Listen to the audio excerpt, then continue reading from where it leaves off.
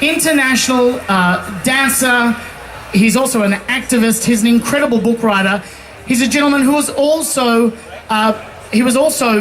committed. Well, you were charged with a gay sex crime back in the day. Would you please welcome Mr. Noel Tovey? I first of all would like to pay my respects to the traditional owners of this land, and I'd like to pay my respects to my own ancestral spirits.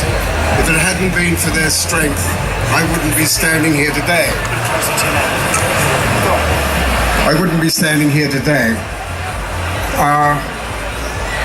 I survived the witch hunts of the 1950s by the Melbourne police. I was invited to a party by famous female impersonator Max Barry, and the police raided the party at 2 in the morning. I was the youngest person there, and I put my age up because I didn't want to go to a reform school.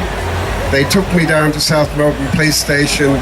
They roughed me up a little, and they said that if I signed a confession saying I'd had sex with Max, I could go home. Well, the detective wrote the confession and I signed it. I was very naive in those days, and I wasn't allowed to go home, of course. And I hadn't had sex with Max. Not that I hadn't had sex with other men, but Max wasn't my type at all. So I went home. My mother bailed me out next day, and in the weeks that followed, there was a court hearing, a magistrate's hearing. The two detectives came to see my mother, and they told her that they weren't interested in me, that if I pleaded guilty, then I'd be let off and could go home. Well, my mother discussed it with me, and I said, no way. So when the magistrate said, Noel Tovey, you've been charged with the abominable crime of buggary, or Noel Morton in those days, you've been charged with the abominable crime of buggary, how do you plead? I pleaded not guilty, because I never believed that my sexuality was a crime, even when I was very young.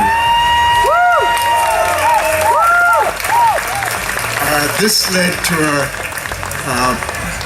having a trial by jury. I was sent to Pentridge Jail, where I learned even at that very young age and very painfully that young gay offenders like myself had to pay their dues in jail.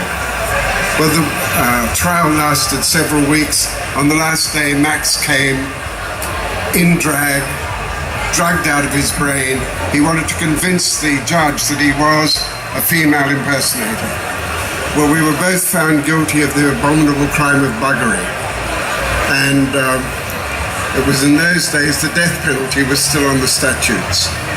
When eventually I was released on a good behavior bond, and when I told my mother that I'd had a letter from a call-up for national service training, but the first question on the paper was, have you ever had trouble with the police?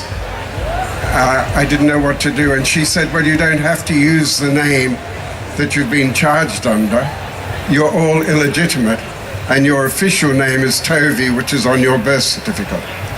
So what I did was I went down to the registrar's office the next day, and I got a copy of my birth certificate, and there it was, Noel Christian Tovey. In a way, that was my coming out. The first thing I did was get a passport, which Noel Morton couldn't have done. And I stayed in Melbourne, and I brazened it out with my new name. I made my professional debut at Her Majesty's in 1954. Several of the male members of the musical went to the English choreographer and told her that I was a notorious homosexual, that I'd been in jail, and that I was Aboriginal, and they didn't want to work with me. Many years later, I learned that she said, I can get 6 more of you, but not 1 more of him, and made me the understudy to the principal dancer.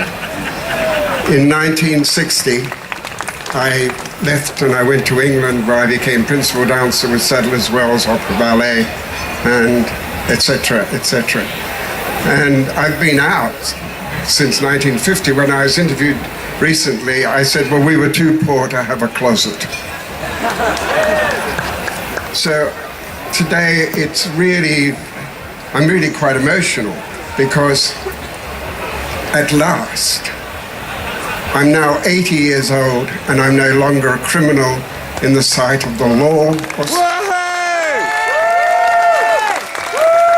Ladies and gentlemen, Noel Tovey.